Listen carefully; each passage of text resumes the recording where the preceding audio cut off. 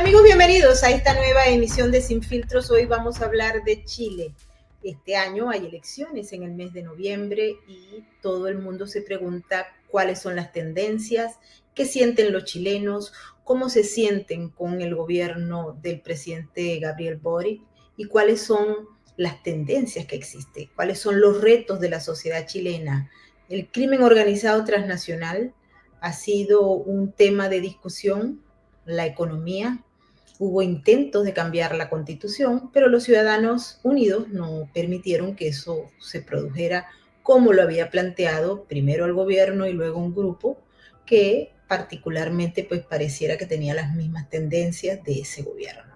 Vamos a hablar de todo esto en breve con dos invitados extraordinarios que nos van a dejar su experiencia y su visión sobre lo que está pasando en Chile. Pero antes de darle la bienvenida, quiero saludar a toda la gente que hasta ahora se une a nuestras diversas plataformas.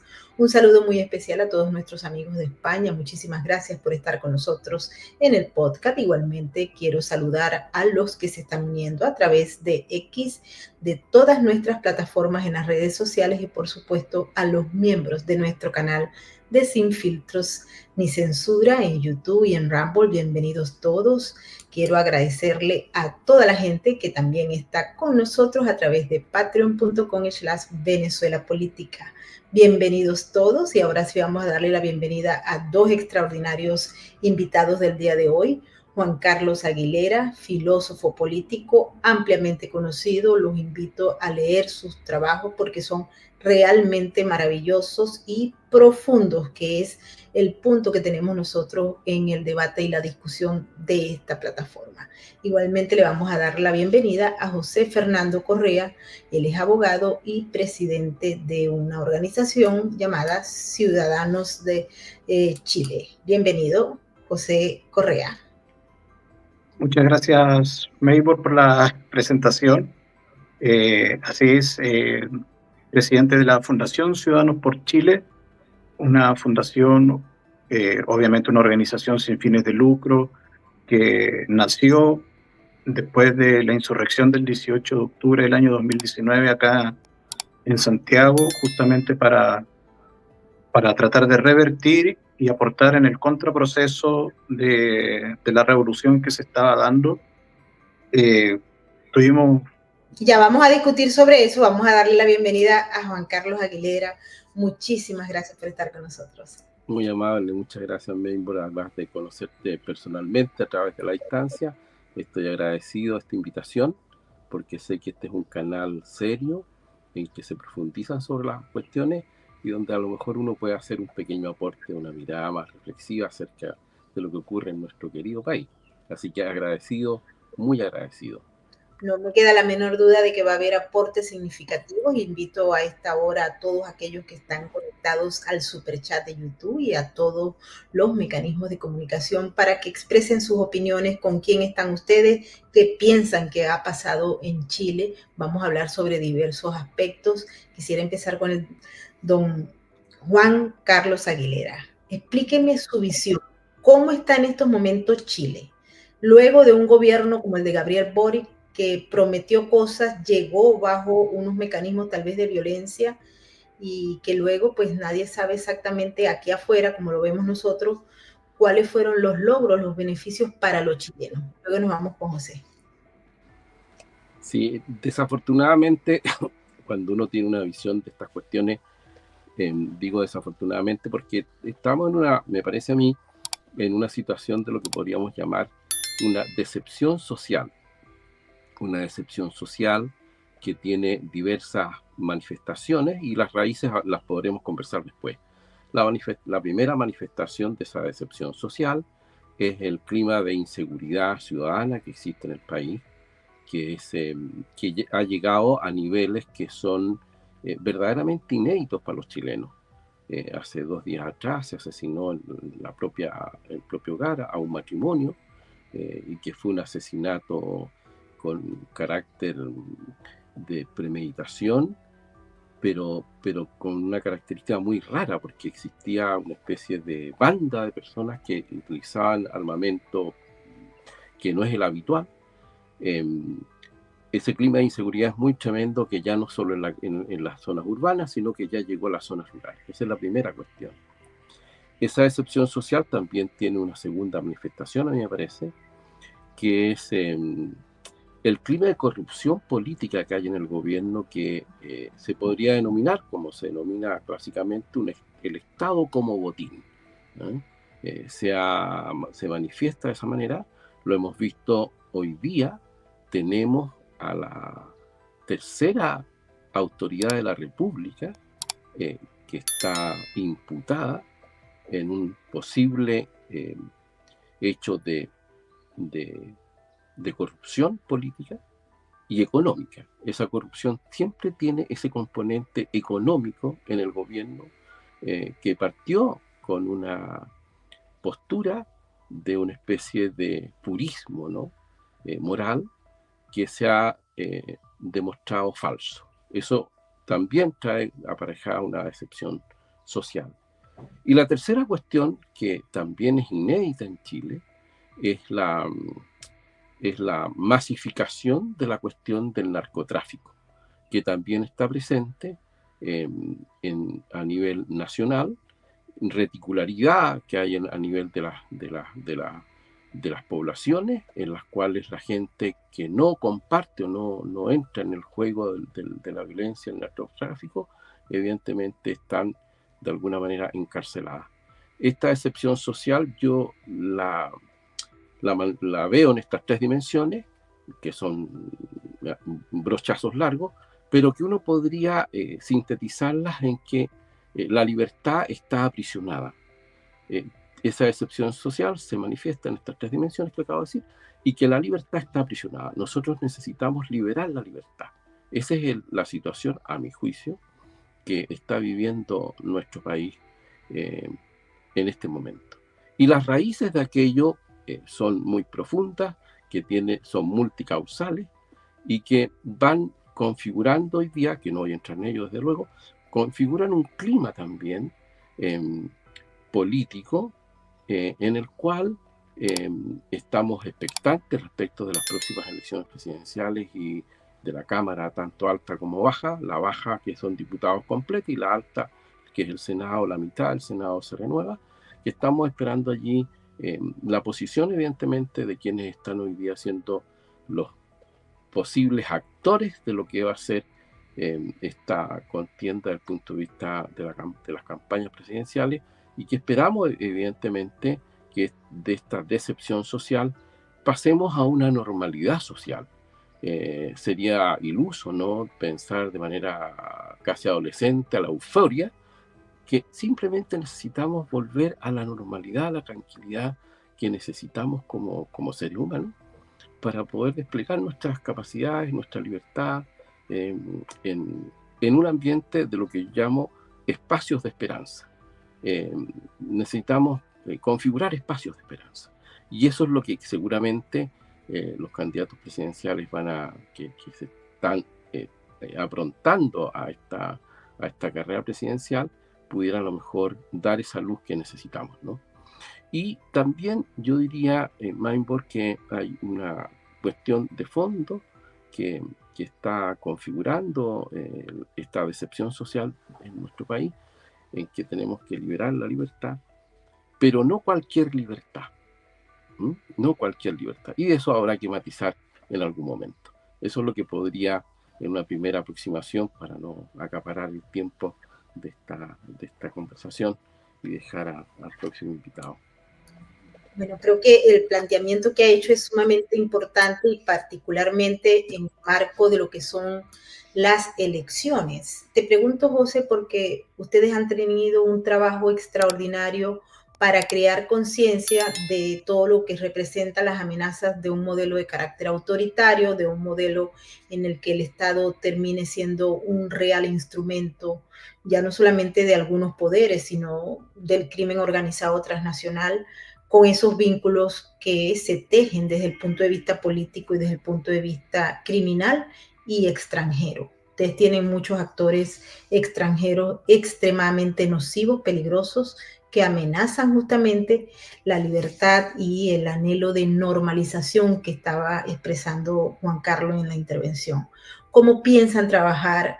¿Hay algún programa de las plataformas que se han presentado hasta ahora de estos candidatos que realmente interprete al ciudadano y qué es lo que buscan? ¿O simple y llanamente esas plataformas representan justamente eso, acuerdos, alianzas extranjeras que quieren convertir a Chile en un pedazo de esos polos que andan en estos momentos tratando de dominar al mundo? Adelante.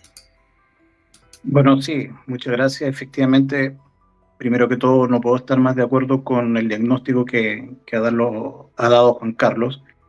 Y efectivamente, de la derivada es que se ha producido acá en Chile un malestar, básicamente, y detectado, como bien decía Juan Carlos, la imputación que se le está dando a la tercera autoridad electa acá en Chile, que es nada menos que la presidente de la Cámara de Diputados, se le está imputando el delito básicamente de tráfico de influencias, negociaciones incompatibles, básicamente corrupción. Y se han detectado de la investigación conversaciones por la mensajería WhatsApp en que efectivamente ella estaría muy vinculada a un personaje que obviamente no tiene un estatus oficial en la embajada china, acá en Chile, pero sería como, por decirlo menos, un gestor de intereses o lobista, pero por lo que se ha sabido esta semana, porque esta noticia recién salió esta semana, ya se estaría configurando efectivamente dicha intervención. Lamentablemente, de hecho, y era un tema que nosotros criticamos desde la fundación que yo represento, en la Cámara de Diputados y en el Senado del Congreso de la República de Chile existe una bancada china, es decir, congresistas que son representantes de la ciudadanía, se identifican con intereses chinos. Eso por un lado. Por el otro lado, como bien señalabas tú, efectivamente la influencia extranjera que se ha estado dando acá en Chile es básicamente por la presencia de crimen organizado transnacional, obviamente narcotráfico, el famoso Tren de Aragua, que valga señalar que el subsecretario del Interior, es decir, el jefe directo de las policías del gobierno, que desde el año pasado está imputado por un delito de violación, cuando un medio periodístico acá en Chile señaló que efectivamente estamos hablando hace 2 años atrás, habían ya indicios de que el Tren de Aragua estaría operando acá en Chile. Salió este personaje que está en prisión preventiva señalando que no había que hacer aspavientos ni ser muy alaraco para no causar temor en la población. Pero resulta que la semana pasada la justicia chilena condenó a uno de los representantes, a un grupo que es de los representantes del Tren de Aragua que operaba en Arica, que es la frontera norte de Chile con Perú y Bolivia. Eran 34 personas, se le imputaron. La dialéctica que había planteado este gobierno respecto de que ellos iban a llegar que tenían una superioridad moral y que efectivamente iban a llegar a cambiar el país, se les cayó inmediatamente. O sea, no llegaron a tener ni siquiera un año de gobierno y todo esto se les empezó a venir abajo, porque empezaron a surgir este tipo de delitos de crimen organizado, casas de secuestro, casas de tortura, inhumaciones de manera irregular, es decir, en terrenos que no son cementerios, cuerpos enterrados, gente que desaparecía. Y efectivamente, nosotros pensamos que lamentablemente al día de hoy el diagnóstico es muy grave el que yo por lo menos tengo, y es que podría decirse que Chile prácticamente es un estado fallido al día de hoy por la delincuencia, y que no se nota porque justamente los representantes del crimen organizado transnacional están en el gobierno, y es por eso que no se nota. Pero al momento que ellos se vayan, termine el gobierno, esto va a ser muy grave. De hecho, ayer estaba viendo efectivamente que acá en Chile se ha detectado el tráfico de armas muy grande por las fronteras norte, ya sea por Bolivia, por Argentina. Fíjate que se han detectado criminales que se han tomado detenidos y muchas veces están portando armas de la Policía Federal Argentina o de la Policía de Buenos Aires. Entonces, es muy grave eso. No sabemos por qué se está produciendo esta acumulación de armas de fuego. También se han detectado en el sur, por parte de ciertos sectores de costa, ingreso irregular de armas de fuego. No sabemos tampoco qué tipo de armas. Obviamente no estamos hablando de un revólver ni una pistola semiautomática, sino que ya estamos hablando de fusiles automáticos, con calibres de que usan las Fuerzas Armadas, 5.56, 7.62. Entonces, efectivamente, el temor que uno llega a pensar es que estas personas del gobierno, porque seamos sinceros, el próximo 16 de noviembre, que son las elecciones, la primera vuelta, no va a pasar el representante o quien debería ser el seguidor o el continuador del gobierno del presidente Gabriel Boric. Eso está claro. Y por lo mismo, el nuevo gobierno que asuma a partir del 11 de marzo del año 2026, lamentablemente va a empezar a enfrentar estas situaciones, porque con la inmigración irregular han entrado muchas personas en edad militar, que se llama, es decir, sobre 18 años y menos de 50 años, que no sabemos quiénes son ni tampoco dónde están. Porque lamentablemente este gobierno ha hecho ingresar cualquier persona justamente para continuar su revolución, porque ellos tienen más que claro que lo más probable es que ellos no van a continuar en el gobierno el próximo año, y por lo tanto van a empezar nuevamente las revoluciones, y ahora van a venir con más fuerza, por decirlo de alguna manera, porque el año 2019 no se vio tanta arma de fuego durante la insurrección de ese periodo. Pero lo más probable es que ahora sí suceda, porque, como te decía, desde el año 2019 hasta la fecha del día de hoy, se estima, porque obviamente no se tiene el monto exacto, se estima que por lo menos 1 millón de personas en edad militar han ingresado de manera irregular a Chile por pasos no habilitados. Y no sabemos quiénes son ni dónde están. Entonces, efectivamente, ahí tú te empiezas a dar cuenta de que quiénes son, de dónde vienen, qué es lo que están planeando, y efectivamente esto es un ataque desde el extranjero.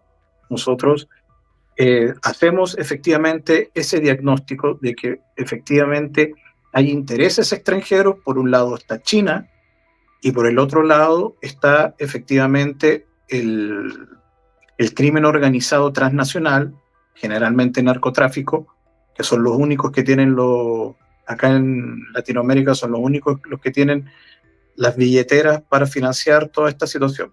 Entonces, lamentablemente, el panorama es bien sombrío, pero como bien señaló Juan Carlos, nosotros estamos esperanzados de que la gente, con lo que ha ido pasando, se está dando cuenta, ya no cae tan fácilmente en los cantos de sirena de la gente de izquierda que tanto mal le han hecho al país. Fíjate que cuando planteas ese tema de los cantos de sirena, Mucha gente se dice, y en Colombia lo podemos ver en estos momentos, como el país no escuchó, sino que escuchó esos cantos de sirena. Y ahora está en un mare magnum que nadie sabe exactamente cómo va a concluir. Pero lo que sí es que a veces los venezolanos decimos que venimos del futuro, porque hemos observado y experimentado en nuestra sangre cómo se dan esos procesos revolucionarios en el 2021, cómo se permite que agentes extranjeros lleguen y construyan una realidad paralela que envuelve al colectivo, a la psiquis, engañándola con desinformación, con adoctrinamiento, etcétera. Y posteriormente, como nosotros perdimos no solamente el país, las propiedades, la familia, sino la identidad, que eso es un aspecto que ningún ser humano en el planeta debería perder, pero nosotros lo perdimos. Perdimos la identidad como nación y la identidad simple y llanamente individual, porque aquella persona que estaba en contra del régimen chavista perdía la identidad y hemos salido más de 8 millones de personas. Muchos de ellos se han convertido en un problema porque justamente en la salida masiva de individuos de un país, el régimen siempre inyecta operadores políticos bien preparados, operadores militares bien preparados, entrenados en buena medida en Cuba o con ayuda de Rusia, con ayuda de Irán y con ayuda de China.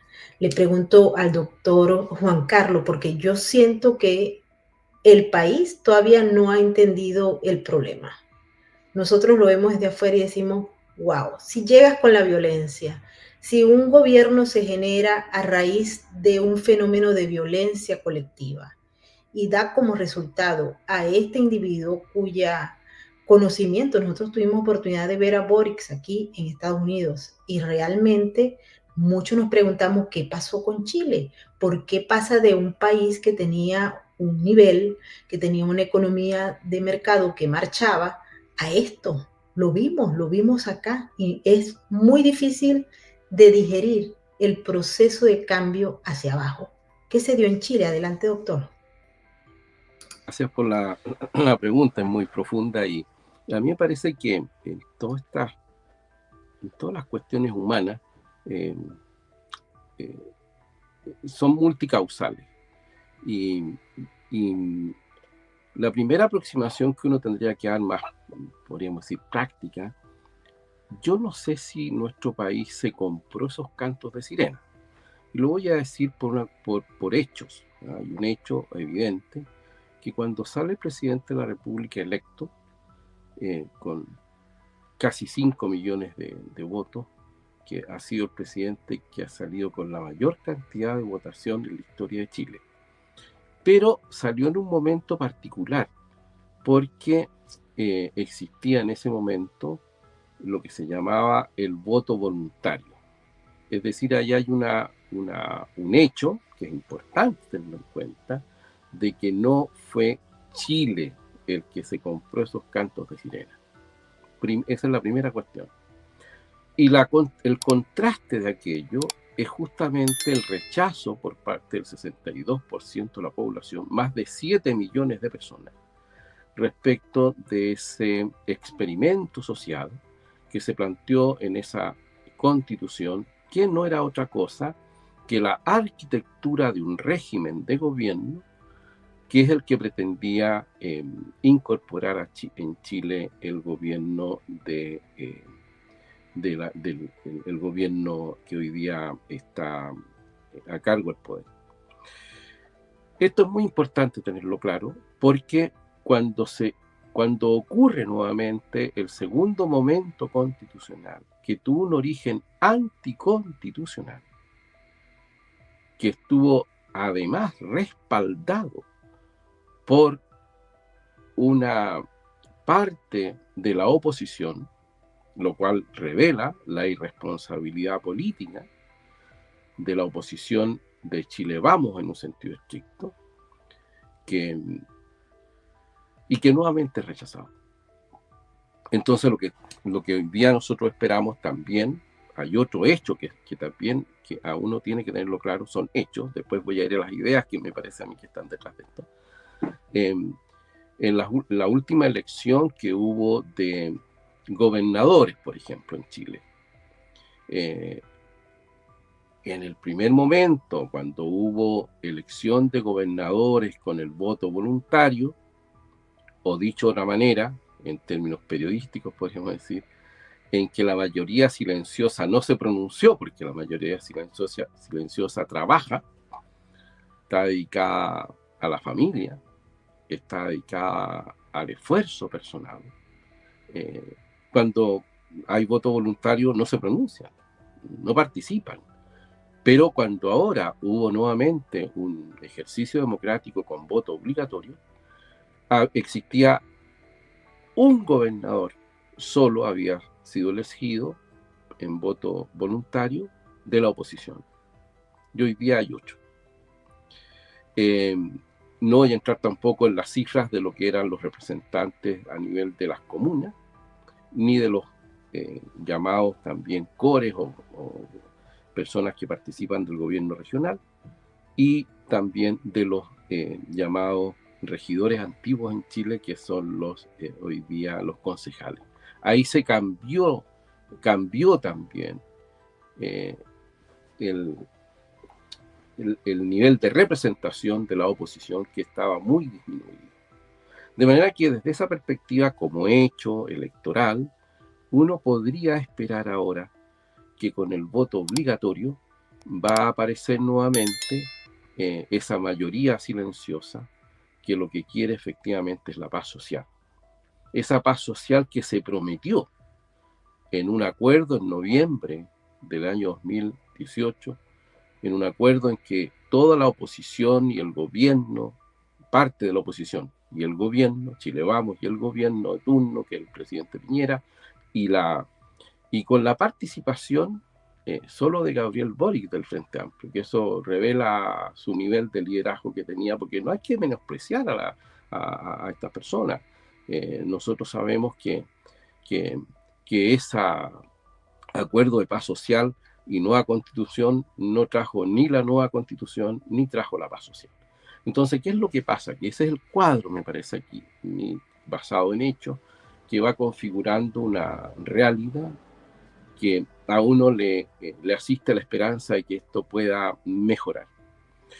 ¿Por qué razón, atendiendo ahora, respondiendo más cualitativamente a lo que usted señalaba, Mainborg, respecto de cómo este país, que fue una especie de ejemplo en diversos ámbitos de la vida social, política, económica, educacional, etcétera, es porque las raíces de esto están en el gobierno de las Fuerzas Armadas. Ahí es donde se produce un cambio respecto, se podría decir, la revolución del ejército.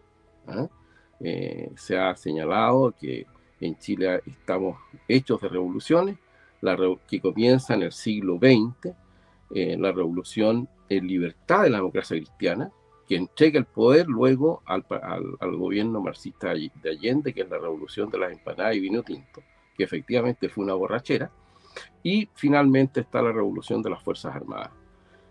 Y allí se ponen las bases institucionales de este cambio que ocurre en Chile, que significó la apertura del país al exterior, que significó salir de un nivel de extrema pobreza que era de miseria verdadera de nuestro, que yo lo conocí siendo pequeño, pero lo conocí, ya tengo 65 años, así que conocí esa realidad, en que en las ciudades no existía agua potable para todo el mundo, no existía alcantarillado, no existía luz eléctrica, en que tener un teléfono era un lujo.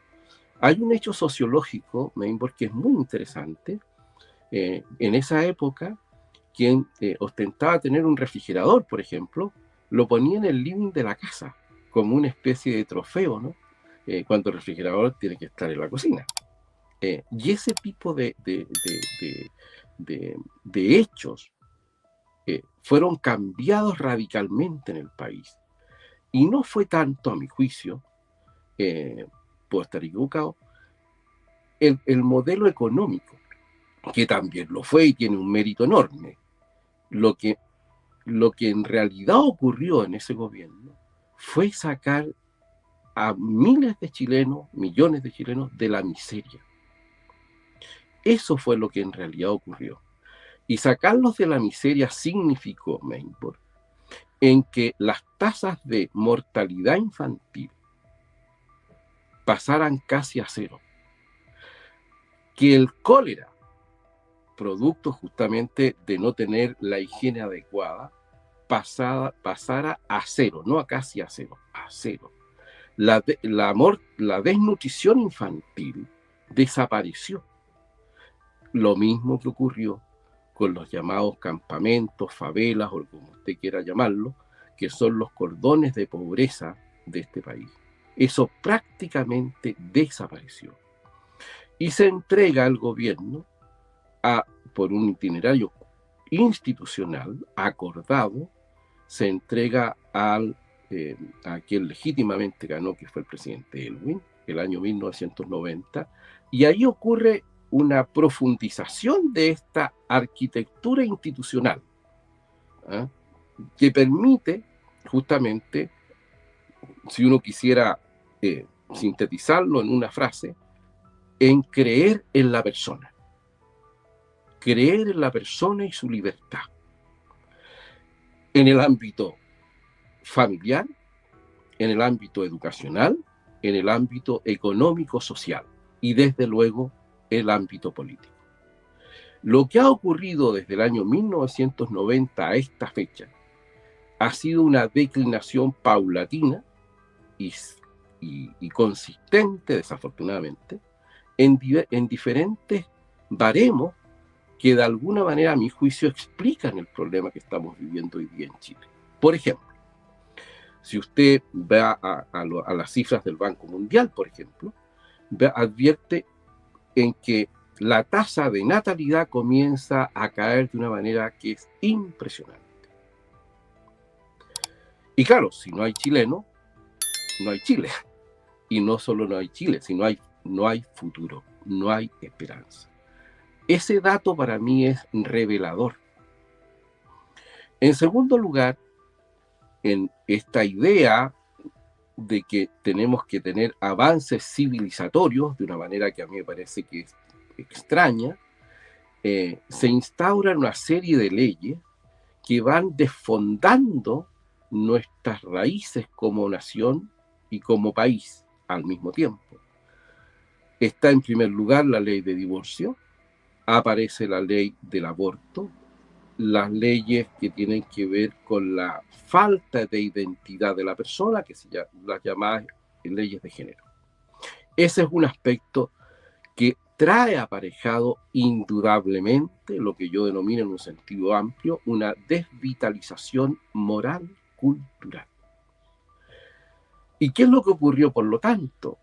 Ocurrió que se pensó, incluso por gobiernos plenamente democráticos, que los avances civilizatorios iban en dirección de destruir las bases institucionales y también familiares, educacionales, de lo que podríamos llamar una civilización cristiana occidental. Eso es lo que en realidad ha ocurrido en Chile en un sentido estricto. Y que trae aparejado aquello, la corrupción política, que nace esa corrupción política en el gobierno del presidente Elwin.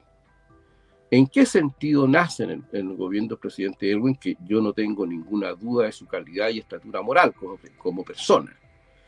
En que no se reconoce la ley de amnistía, lo cual ha llevado a que hay chilenos presos bajo una ley que no está vigente en Chile. Es decir, comenzamos de una manera clara con la falta del respeto al Estado de Derecho, que significa que a todos los chilenos, sin ningún tipo de especialización o exclusión etcétera, se les trata como iguales.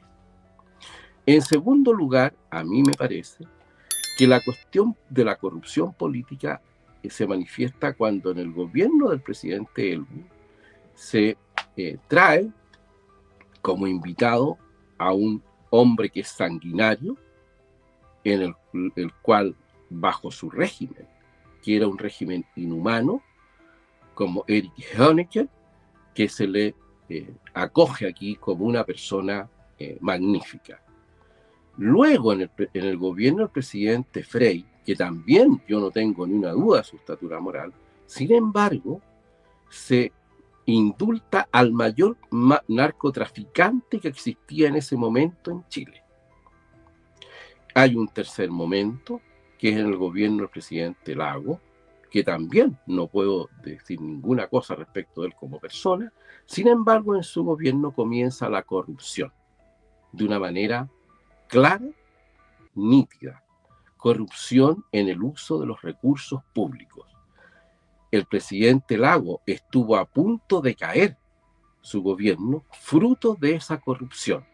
La corrupción económica es fruto de una corrupción moral, como es bastante obvio, ¿no? Y la corrupción económica y moral lo que hacen justamente, es por eso señalo que hay que liberar la libertad, es que aprisiona la libertad humana. Y eso va luego en el gobierno de la presidenta Bachelet, que sigue, por así decir, gestionando y administrando, pero ahora con una clara diferencia respecto de los gobiernos anteriores.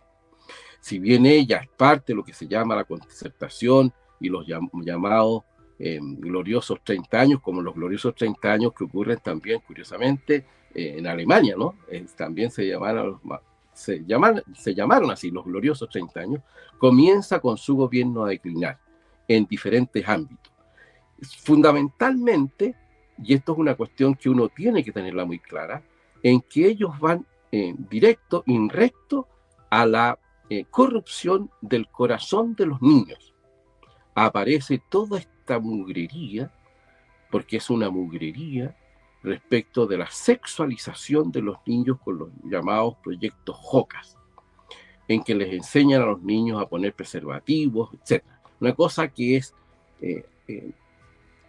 de un nivel de falta de delicadez humana que es tremenda. Entonces, pero sin embargo eso sigue en términos generales en el gobierno del presidente Piñera, en que hay hechos también de corrupción. Él mismo está comprometido en cuestiones de los llamados, ¿no es cierto?, la política que está financiada de una manera irregular. Él estuvo comprometido en dos hechos que son de público conocimiento, en que no se debería haber recibido, digamos, esos aportes porque estaban fuera de la ley. Y tenemos al gobierno de la presidenta Bachelet, termino para no acaparar el tiempo, en que ella sí ahora trae en su programa de gobierno lo que podríamos llamar es la antesala de lo que nosotros estamos viviendo hoy día, que se trata de incorporar en primer lugar al Partido Comunista como legalizado, por así decir, se le da carta de democratización al Partido Comunista. Ella va recto al tema de la educación, de intentar que la libertad de educación ya no sea como tal. Desde el punto de vista económico, la presidenta Bachelet atenta en sus programas contra el derecho de propiedad, que es propio de los marxistas. Es interesante que a la presidenta Bachelet se le denomine por Benedicto XVI como una atea marxista simpática, literal, entre comillas. Eso quiere decir algo. Entonces, es querer refundar o volver a ese proyecto originario del gobierno marxista de Salvador Allende.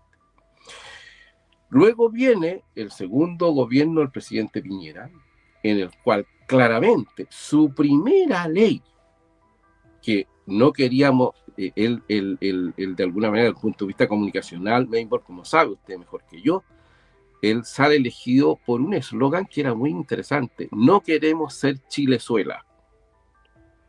Es muy importante, pero su primera ley tiene que ver con la identidad de género, es decir, que no tiene nada que ver con aquella cuestión que efectivamente se quería mejores niveles de trabajo, mayor libertad de educación, etc. Y no se cumple su programa. El presidente Piñera era un excelente administrador, pero no un gobernante. Lo que nosotros necesitamos en Chile es política. Lo que se ha perdido es la política. Lo que hay es una corrupción de la política. Y voy terminando. El Frente Amplio, cuando sale elegido después del gobierno del presidente Piñera, lo que hace justamente con este nuevo enfoque de su programa de gobierno, que se sintetiza en un concepto que se llama el buen vivir, que como usted ha de saber, ese concepto es omniabarcante de todo lo que quiere lo que llamamos la izquierda latinoamericana. Yo utilizo el término hispanoamericano, pero utilizando el concepto de izquierda latinoamericana, y que está presente en varias constituciones de diversos países como Ecuador, Bolivia, etcétera, y que ahí aparecen todos estos organismos, ¿no es cierto?, como, en fin, que usted conoce mejor que yo, como el Acuerdo de Puebla y todas estas cosas raras. ¿Qué es lo que ocurre allí? Lo que pretende el presidente, el programa de gobierno del presidente Boric, es un giro civilizacional. Ese giro civilizacional implica de que las relaciones ahora a nivel global, o lo que ellos llaman el Sud global, incluyen China, Rusia e Irán. Desde un punto de vista, por lo tanto, geopolítico, que usted conoce mucho mejor que yo, esa es la explicación en realidad de lo que se quiere hacer con nuestro país. Y acompaña a eso esta idea de la revolución del 18 de octubre con un concepto que no es irrelevante, que es la descolonización. Sobre eso uno podría muchísimo hablar muy largo, pero no es el tema que estamos tratando ahora. Y eso explica, por lo tanto, esta desvitalización moral cultural en la cual nosotros estamos viviendo hoy día, que tiene, por lo tanto, una serie de expresiones, entre otras, esta corrupción política que en el fondo es el desprecio a la persona humana. Y en eso se sintetiza, me parece a mí, lo que nosotros estamos viviendo hoy día. Estoy completamente de acuerdo. Y a eso le voy a agregar, doctor, un tema que es sumamente importante para poder entender esta macroestructura que tiene actores suprarregionales, Rusia, China, Irán, Bielorrusia, Turquía, etcétera, y los satélites en América Latina, como son Nicaragua, Cuba, Venezuela, Bolivia y otros, que se anexan día a día. Y hay una línea también, y es importante revisarla porque es una línea de alianza que siempre contribuye a la descomposición del modelo que se tenía de democracia representativa con todos los defectos, pero una democracia representativa donde había un cierto grado de respeto y una institucionalidad. Hoy en día observamos cómo esas alianzas estratégicas del crimen organizado están presentes y Chile es uno de los países que más nos preocupa porque está un grupo que en función de una conceptualización aceptada y con una especie de peso social importante que luego se traduce en la lengua de la izquierda, en herencia cultural, etcétera, etcétera, violación de derechos, etcétera. Pero en el fondo son mecanismos narrativos que se utilizan junto con estas organizaciones. Hablo de los mapuches. En Chile, por ejemplo, la RED, la RAM, la CAM, las vertientes de las Fuerzas Armadas Revolucionarias colombianas, que si bien en el pacto del 2016 desaparecieron desde el punto de vista conceptual e institucional, desde el punto de vista operativo siguen prácticamente intactas, es mejor, están muchísimo más beneficiadas, pues tienen el amparo del Estado colombiano y de organismos internacionales que también, y por supuesto de los Estados Unidos que pagó la factura con fondos provenientes de los contribuyentes. Te pregunto, José, porque hablaste de una data que es sumamente importante, al igual que peligrosa, para mantener la estabilidad institucional y lo que se conoce hoy en día como Chile. 1 millón de personas que entraron, que nadie sabe dónde están, en unos rangos de edades que también son extremadamente cuestionables. ¿Por qué? Porque aquí en Estados Unidos pasó lo mismo y en muchos otros lugares también. Los mapuches han hecho un repliegue importante en Chile y en Argentina. Y hemos trabajado junto con otro investigador, por ejemplo, los mecanismos de organización para delinquir, destruir y deconstruir que tienen los mapuches. Los mecanismos que tienen para el entrenamiento, los fondos y financiamientos que reciben para poder realizar la operatividad y también la capacidad de infiltrarse, de comprar políticos, de sacar políticos, de destruir reputacionalmente un político, etcétera, etcétera. Es una gran organización que tiene vínculos directos porque forman parte, es como una sucursal que hay en Chile de este gran entramado de crimen organizado y de poder. Entonces, ¿cómo enfrentar? Y si alguno de los candidatos que están allí en estos momentos dentro de la plana puede entender, primero, porque no muchos entienden, porque no les gusta leer, la mitad de los políticos no lee nada, y dos, si lo entienden, ¿cómo pretenden enfrentarlo, no? Porque esto es el peligro que nosotros vemos dentro de todo lo que ya se ha descrito. Hemos agotado el tiempo que teníamos previsto para esta emisión, pero quiero agradecerle a ambos su participación y todo lo que nos dejan a todos aquellos que queremos que Chile siga adelante con libertad, democracia y seguridad económica, y aquellos otros que quieren saber un poco más de un país que fue modelo en América Latina y en el mundo.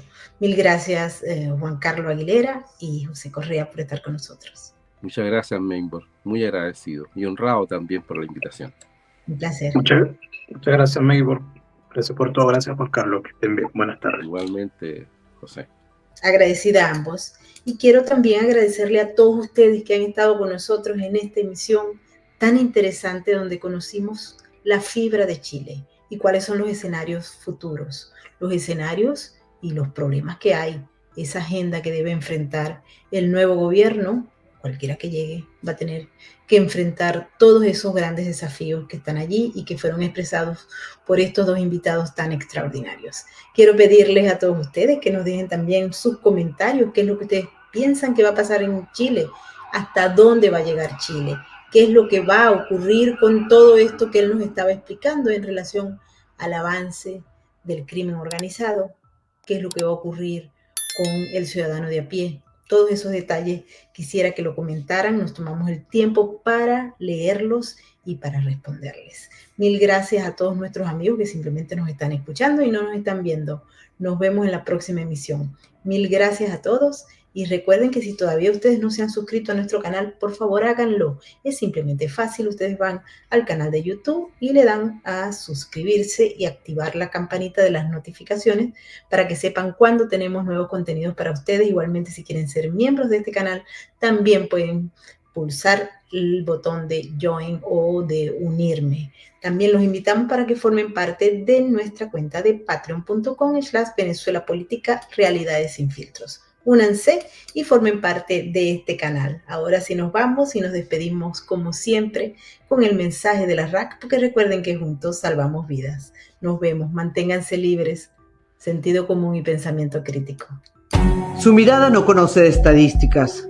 Aún así, millones de ellos padecen una cruda realidad. Su lealtad es inquebrantable, aunque no haya nadie con quien compartirla. La diferencia la haces tú. Adopta, esteriliza, colabora. Red de Apoyo Canino.